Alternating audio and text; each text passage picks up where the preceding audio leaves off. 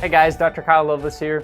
Hey, I want to shoot a real quick video for you really about the immune response and how your body, or how you can actually create a strong immune response. I know right now in our world with the idea of the coronavirus or just viruses in general, everybody's wearing a mask, everybody's really nervous and worried about a virus, either giving it to someone else or getting it themselves.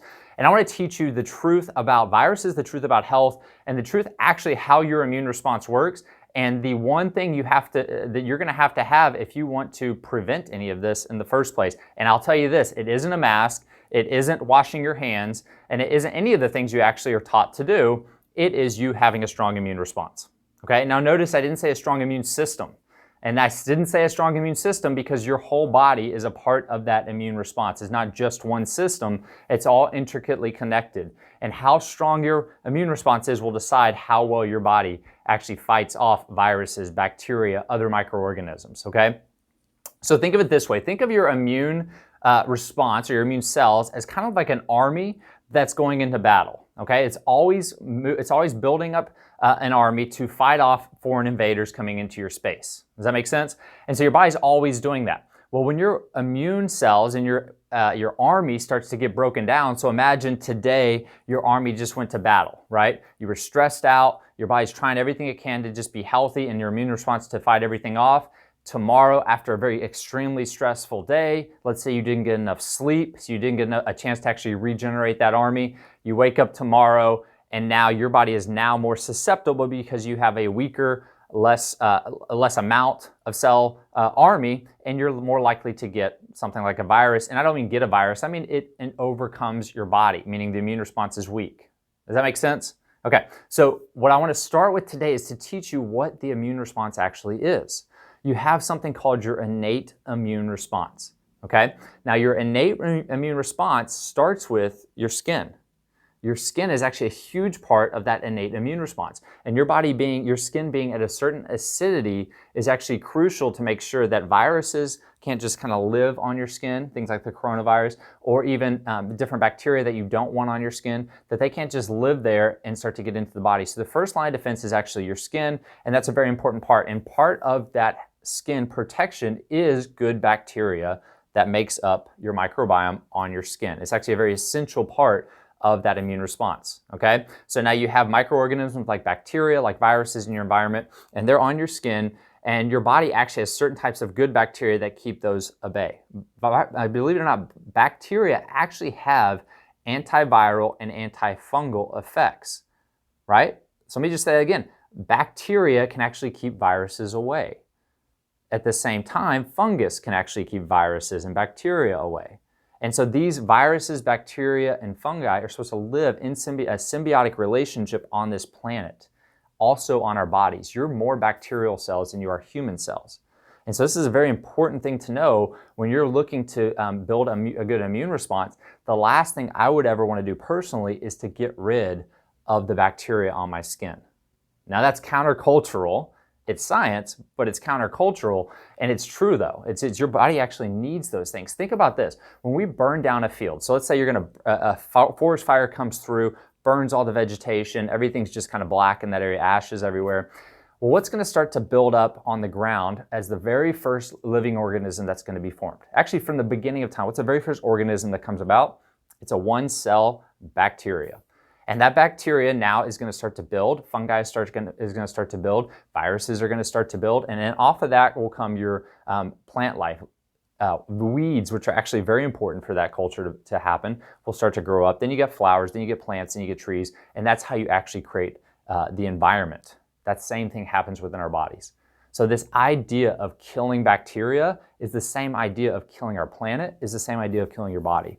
So antibacterial means anti-life. Antibiotic, means anti-life. You actually need bacteria. So I'm going to start out with that. First line of your innate immune response, which you were born with, starts on your skin, okay? The second part of your innate immune response actually is the mucosal lining. So inside any mucosal area of your body, your mouth, your nose, your ears, your eyes, all that mucosal area, there's actually goblet cells, there are actually cells in your mucosal lining that produces a mucosa that protects you from viruses. So that is your natural mask, okay? So if you want to wear a mask, do things to strengthen your mucosal lining. And I'll talk to you about some of the things you can do. But that's very important to block foreign invaders from coming in. The second step is now let's say you get a virus, say your coronavirus is floating around the air right now and I breathe it in. Well, that mucosal lining is going to protect me. The good bacteria in my mouth and on my skin is going to protect me. And then what's going to happen, let's say it does get past that mucosal lining. Now another part of my innate immune response, I'm going to start producing white blood cells. I'm going to start producing mucus to cough it out, because it's before it gets into my lungs. I'm going to cough it out. I'll build mucus up. I'll build maybe some sinus drainage, things like that to try to get rid of that virus. Now let's say it gets past that point and it gets into my bloodstream. Well, now my body's going to come into what we call an adaptive immune response. Any antibodies that I've built up over the years from very beginning, right? One of our first places we start to build an adaptive immune response is from breast milk. When we start to feed in the very beginning of life, actually from a vaginal birth is a very important part of building that microbiome and good bacteria and adaptive immune response from your mom.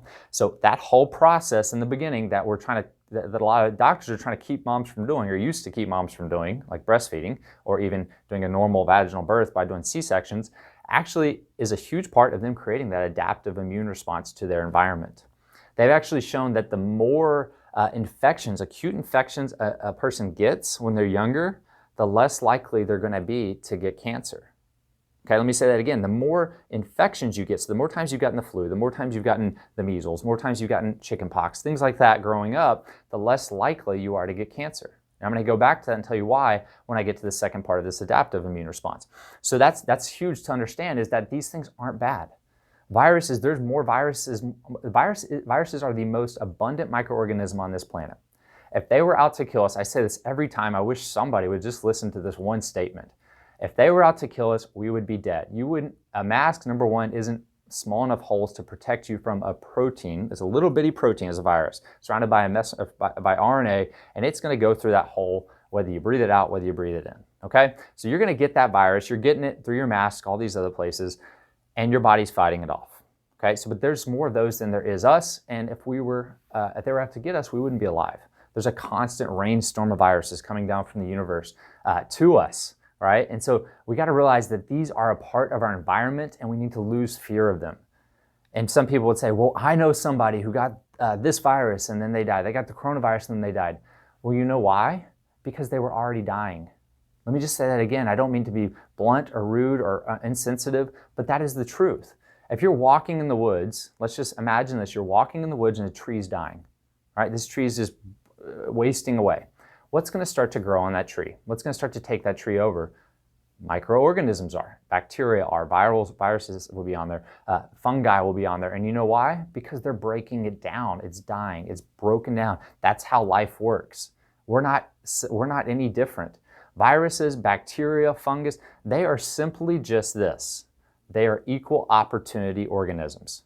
They aren't concerned with is this person, a good person, or is this person whatever, or they have a mask on. They're going to go to an area that is most likely for them to thrive. They're trying to thrive, right? And a place where there's no immune response and there's no other cells trying to take them out when they come on. There's no bacteria that are going to break them down, right? Good bacteria can break down bad bacteria. And I say good versus bad just mean like for humans, there are certain ones we want that help protect us from certain ones we don't want on our body, if that makes sense.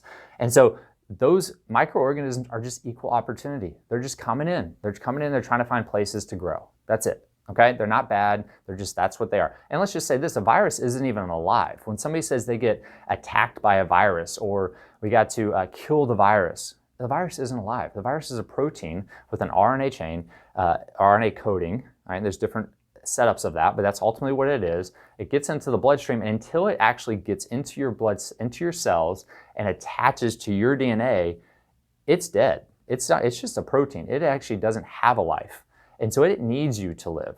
So your immune response now, so your innate immune response is coughing that stuff up. So if you're coughing, don't take a cough suppressant. Let it cough up. If you're getting mucus and sinus drainage, let it drain. If you're throwing up, let yourself throw up. Drink some water so you can replenish fluids. If a virus or bacteria gets into your lower GI, guess what's going to happen? Your body's going to flush water into your lower digestive system, and you're going to get diarrhea. And that's a great thing because that's what's going to allow your body to flush it out. So you don't try to get rid of that. What we try to do is drink more water so our body has the tools it needs to get rid of it. Did y'all see what I'm saying here? Is that your body is way smarter than the scientist and the doctor on TV. Your body actually knows what it takes to survive. Your job isn't necessarily to get rid of the symptoms and go against it, which is what we're currently doing. Your job and my job is to strengthen and give our body what it needs and work with it instead of against it. Right now, everything most people are doing is working against their immune response. Antibacterial soaps work against your immune response. Masks work against your immune response. You know why? Because you're breathing in CO2 and you're bringing in the chemicals that are on that mask material. So you're actually weakening your immune response. This is just science. Every doctor on this planet that's been through school knows exactly what I'm telling you. The difference between what I'm telling you and what they're telling you is their philosophy. Their philosophy is that your body's weak and it needs a drug to survive. My philosophy is that your body's wonderfully and powerfully made, and it's made to heal itself, and it's always trying to get back to homeostasis and balance. And if you have a virus and a bacteria come in, it's going to say, okay, I don't want this in my body. It's a foreign protein. I'm going to get rid of it, and your immune response is going to work. So that's part of your innate immune response. Your adaptive immune response is your body puts immunoglobulins, which are immune cells, and it starts to create antigens and antibodies to these viruses and to these different microorganisms, so that when they come back in, it has a bit of a memory, right? So it's kind of built up a force field or an army towards those different things, and it can now be familiar with it and get rid of it quickly.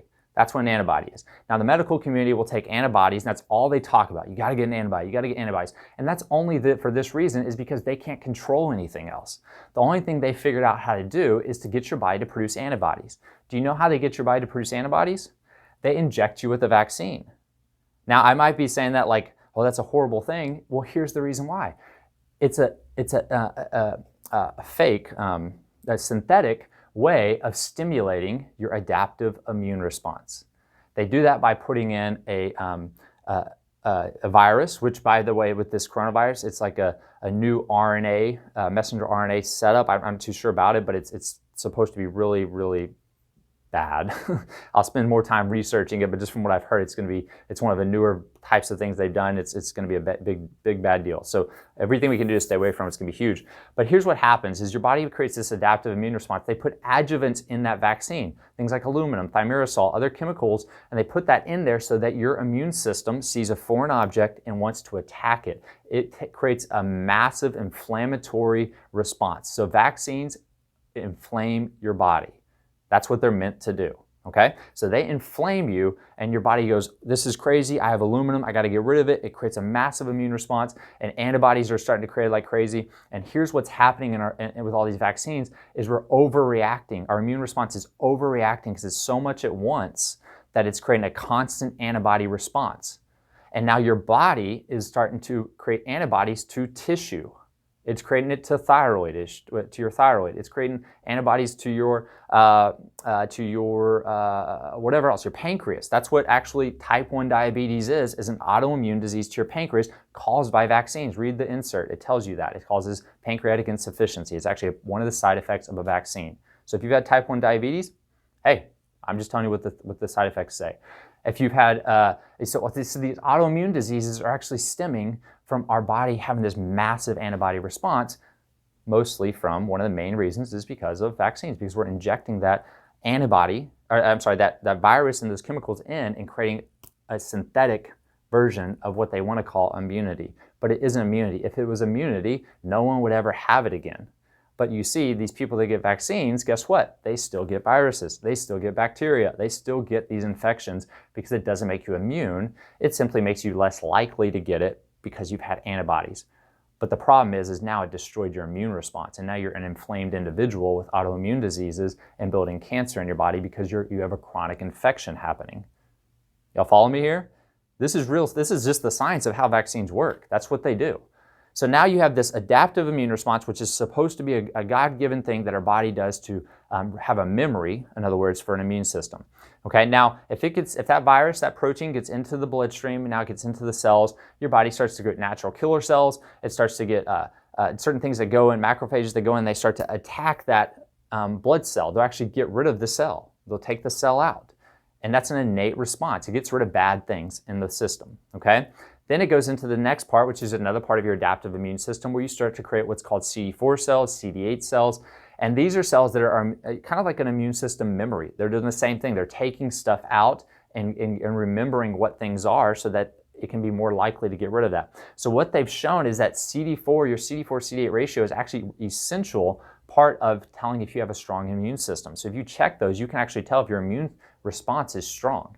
And when I said earlier that you getting an acute infection is actually a good thing, because acute infections strengthen your CD8 and CD4 count, right? The studies have shown that actually strengthens. However, chronic infections weaken that and make you more susceptible to cancers, because those same natural killer cells, those same CD4-CD8 count, CD8 cells, are the same thing that takes out cancer. They take out bad cells in your body. So I just took you through a quick, 4-step process of what your immune system's doing, immune response is doing. Hopefully that made sense, and hopefully you kind of get a wake-up call that's like, hey, I actually have a pretty powerful body. My body actually knows what it's doing. I don't have to be scared of a virus because they're always here. If I'm scared today, I can never not be scared. And if you're wearing a mask today, you have to wear one for the rest of your life if that's the decision you're going to make. And then what I'm telling you is this, is that they're not protecting you, number one. Number two is, if you're going to get it, it's not going to be the mask that keeps you from getting it. It's going to be you that keeps you from getting it, or you that allows you to get it based on how strong of an immune response you have. So here's what you need to do to strengthen your immune response. Number one, you need to sleep, right? Get enough sleep so your body has a chance to rebuild that army. Number two, we need to get the things that break down your immune response and create tons of stress in the body and create more inflammation. Inflammation is an immune response. So foods that you eat that create inflammation and make your body become inflamed is a kind of like an infection in your body. So we have sugar, all these broken down sugars, or refined sugars. Getting refined sugars out of your diet would be a huge step to making a strong immune response towards viruses. Another step would be getting bad fats out, like canola oil, vegetable oil, safflower oils, things like that. Another great step would be, say, hey, get the preservatives and chemicals that are in our food, the words that you don't know what they mean when you read the back of the box. Get those out. Go to real food, things that grow on trees, things that walk on this earth. Hey, I got a great nutrition tip for you. If you want to be an awesome nutritionist, go back to Leviticus 11, read that, and eat that way. There you go. There's some Bible history for you. Go back and read Leviticus 11, follow that diet, and you're going to be good. Right? And because it's getting things that are actually put on this plant for us to eat, not man-made chemicals that are introduced into our food system, which creates tons of inflammation, which is, again, immune response. So you're chronically taxing your immune response, to where you now are more likely to get a virus or to be overcome by a virus. You see, it's all about verbiage. You don't get a virus. A virus just starts to build in your system when you have a weak defense system. Hopefully I'm getting this idea through, that it's an immune response versus this microorganism coming into your system. Doing things like drinking plenty of water. Hey, one of the best things you can do for your immune response is get oxygen. Did you know we can't live without oxygen? Just curious if you knew that. Sometimes I wonder, when everybody's walking around with a mask on, if they knew we could live without oxygen. But we actually need oxygen to survive. Did you know if you don't get enough oxygen to your tissue, it dies? Just dies, breaks down, right? That's a big deal. What do you think a heart attack is? Ischemia to the heart. The heart stops working, it doesn't get enough oxygen. What do you think ischemic brain is? Not enough oxygen in the brain, tissue breaks down. Oxygen is essential. There is a war on oxygen right now, from masks to 5G to all these other things that are actually breaking down our body's ability to transport oxygen. So take off your mask and breathe. Okay, that's not medical advice, just so you know. Me telling you to get oxygen is health advice. Medical advice is me telling you to take a drug, which I wouldn't do because that's medicine. I'm going to tell you to get oxygen because it's something you need for your health. Take that mask off so you're not making your body toxic with CO2. Get some breath, right? Another thing you can do to strengthen your immune response is eat things that boost immune system. Give your body what it needs to create these cells that do that. Give your body what it needs to create bone marrow, which is a huge part of your stem cells, which is a huge part of your immune response, right? That's why when somebody has cancer, what do? They give them bone marrow transplants because it's so good for your immune response to fight off that cancer. So to strengthen that, feed it. Cruciferous vegetables are some of the best things you could do. Organ meats, amazing. They help high methyl groups that help your liver break down things and get rid of chemicals, but it also is good nutrients for your bones, right? It's good nutrients for your bone marrow so you can have a good, strong immune response. That's huge. Hey, here's some supplements you can take. Herbs. The number one herb I would recommend is going to be astragalus. I always say astragalus. Astragalus. Get you some good, strong astragalus, right? If you go to thewellnessway.com, I think you can get astragalus there. It's a really potent herb. You want it to be high quality and organic, but a really potent herb of astragalus. Take something like ashwagandha, which helps your adrenals handle stress. It helps your body adapt to stress. If your body's stressed out, your immune response is going to go down. So bring peace into your life. Get outside, walk on the earth barefooted, get some energy from the earth. These are all simple things you can do on a daily basis. It doesn't take a lot of money. You don't have to go to a special doctor. You just got to get outside, take the mask off, and breathe. Now, if you want to really dive into boosting your immune response, go get chiropractic care, right? There's so many studies that show chiropractic care, when you get adjusted, your CD4 count goes up. Actually increases your CD4 count, which we talked about, prevents cancers and helps you fight off viruses. It's also really powerful because it helps your body adapt to stress, which again is going to strengthen your immune response. You see, I could go all day on all the things you could do for your immune response, but the truth of the matter is we just have to start focusing on the right thing. Because what I'm telling you right now is, if your mind is stuck in this place where you think a virus is a big deal and a virus is something that you need to be scared of and we got to protect ourselves from, then you're never going to listen to the other stuff I'm telling you. If you want to protect yourself from a virus, stop paying attention to a virus. It's just a protein. Let me say that again. It's just a protein, right? The reason you're scared of a virus is because they told you to be scared of a virus, because you've seen movies where you should be scared of a virus. You have no idea what a virus actually is. You know that your body is strong. Build your body up and it will take care of the rest. So honestly, that's my plea to you guys, because to be really honest, I'm tired of walking around and not seeing your guys' face, right? I mean, I'm sick of it. You show your face, show your smile. You want to bring health to this world? Smile. You want to bring health to this world? Talk where people can see your mouth. Breathe oxygen and speak life into people. Don't cover yourself up with a mask. That's my message for you guys today. Y'all have an awesome day.